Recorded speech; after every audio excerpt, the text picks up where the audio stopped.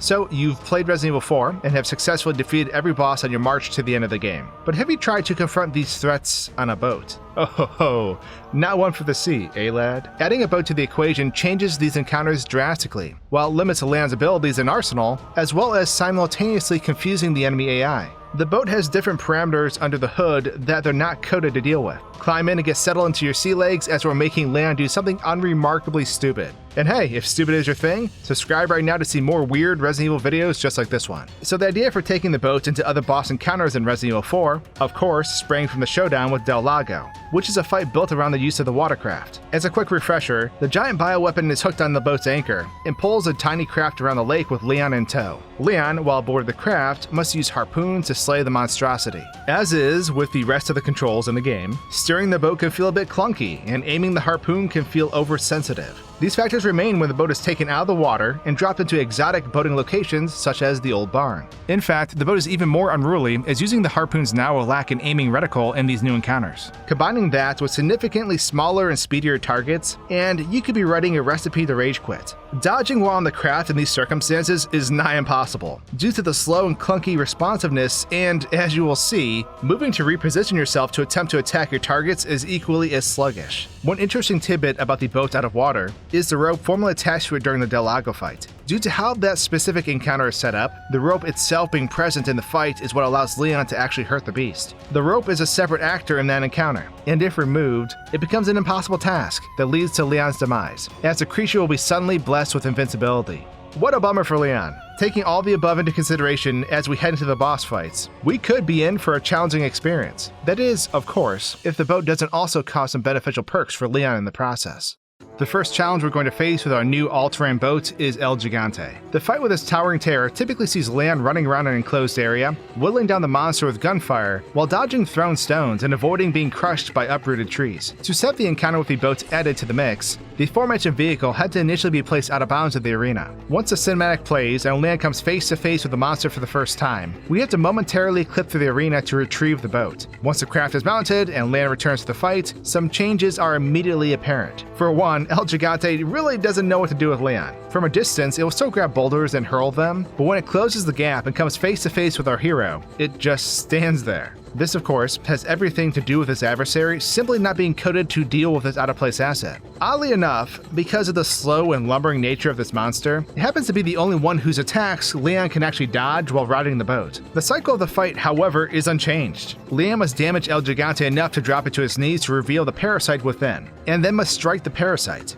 This is made to be more difficult because of the earlier mentioned clunkiness of utilizing the harpoons on the boat. The harpoons have a similar damage value to that of a default handgun, which will become more apparent in the later fights. Here, however, that doesn't matter too much. The strategy breaks down into dropping the helpless beast to its knees in the center of the arena, before backing off a bit to try to score some hits on the revealed Plaga. After a few cycles, the El Gigante falls, and leaves Leon victorious in his new all-terrain vehicle of death. So the fight with the Big Cheese is fairly similar to the previous encounter with El Gigante. The encounter is set up with the boats being spawned in the center of the barn. However, you'll notice that this time there are actually two boats stacked on top of each other. We'll get to that in a bit. The Big Cheese is a smaller target than El Gigante, and the battle area is also a bit more claustrophobic when using the boat. The vehicle's slow handling and tendency to get caught on every object is on full display in this fight. Frankly, if it weren't for the fact that Leon is invincible 99% of the time that he's in the boat in these fights, they would be nearly impossible to pull off because of the boat's tremendously impeding problems. Avoiding the Big Cheese's attacks will likely not be possible, and the fight would lead to Leon's demise every time. However, as that is not the case due to the invincibility shenanigans, the fight proceeds with Leon picking away at the boss's health with his trusty harpoons until his legs are removed. All seems to be on track until we suddenly find ourselves back on our feet and out of the boat's protection. Thus enters the second boat.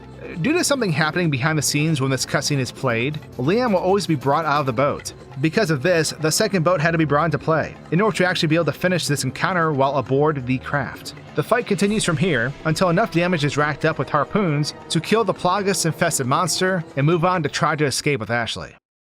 The next encounter sees us leaving the Big Cheese in the rearview mirror to take on the tiny pest that is Salazar. Much like the previous fights, the boat's stubbornness makes avoiding any of Salazar's attacks basically impossible. Speaking of the boat, you'll see that it spawns directly in front of Salazar himself, so we do have to clip out the environment for a moment to mount up.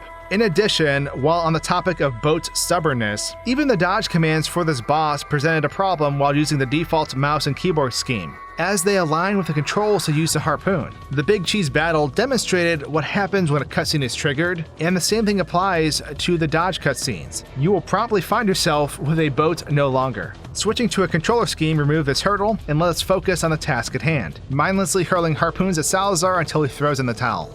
This strategy was what had to be settled on, as, although possible, being able to tag the eyeball to force vulnerability on the main body was not reliable due to the boat's clunkiness. The fight is a bit drawn out because of this, and the low damage output of the harpoons themselves. However, after being struck by around 100 or so harpoons, Salazar will go down. We sail on to our next victim in our sea of blood.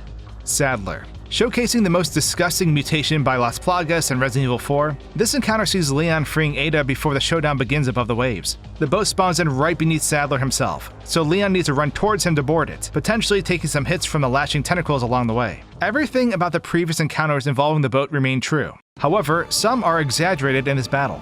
The specific problems in this fight are the tiny weak points that Saddler has, the minuscule damage outputs of the harpoons, and the threat of a cutscene removing Leon from his favorite ride. The eyeballs on Saddler's appendages are difficult to strike due to their size and the difficult aim that the harpoons provide. This is magnified a bit when you do manage to tag one of the weak points because if you don't back away before trying to strike the now vulnerable eyeball in Saddler's mouth, you risk triggering the cutscene where Leon leaps into Saddler to attack him. This, of course, leaves you without a boat and ends the attempt. Trust me, this is not something you'd be keen on occurring while trying to whittle down Saddler's health. Speaking of Saddler's health, there is a lot of it. Trust me when I say you'll be longing to be able to grab Ada's rocket launcher when she tosses it into the fray, after you've stuck about 100 harpoons into Saddler's body. However, even if you want to end it all and grab the tube of Saddler-ending goodness, you can't. Ada throws it onto the catwalks on the other side of the drawbridges, and because of how the boat is set up to work, it cannot traverse those paths. That precious RPG will be there taunting you for the rest of the battle, as you continue to hurl harpoons into Saddler's body. Eventually, Saddler will hit the floor, and lead us back into the familiar territory of Ada's betrayal. Lastly, we have Krauser, who is a bit unique among these encounters. The fight with Krauser is broken up into two parts. The first, of course, is having to gather the 3 artifacts while Krauser pesters you along the way, with the second half being the actual battle. Due to the way the game works, the first half has to be done within the normal means of gameplay, as the artifacts do not function correctly with the boat. Furthermore, if we even could ignore the ladders and stairs, traversing these corridors would be a nightmare with the boat's shoddy controls and tendency to get stuck on everything. Once we finally get to the rooftops and Krauser attacks Leon after transforming, the boat is located off in the airways behind Krauser. Clipping the boundary is required to get to the boat, and frankly, to even attempt this encounter due to Krauser's behavior. You see, much like the other bosses, Krauser is simply not programmed to deal with the boat's inclusion. In fact, Krauser frantically freaks out and simply spins in place. If you re-enter the intended fight boundaries and attempt to fight him, any attack will fail as he will simply run up to your location and spin around on top of you. Trying to reposition to attack is also foolish, as the environment will fight your attempts to move at any turn. Krauser's speed ultimately means he will be back on top of you before you even attempt to aim a harpoon in his direction. However, even tackling this fight out of bounds leads to failure, because of a factor the previous encounters did not have, a time limit. As the clock ticks down, it is seemingly not possible to pile enough damage onto Krauser to defeat him, both due to the harpoon's inherent problems and the fact that Krauser is constantly spinning and making the chances of him deflecting the harpoons increase drastically. Ultimately, the only victor in this encounter was the clock. So, what did you think about Leon riding into battle on his trusty naval hardware? If you want my honest opinion, I think Leon may want to consider other non-aquatic means when taking the fight to Umbrella in the future. If you like absurd content like this, subscribe now, and I'll see you in my next game-breaking video real soon.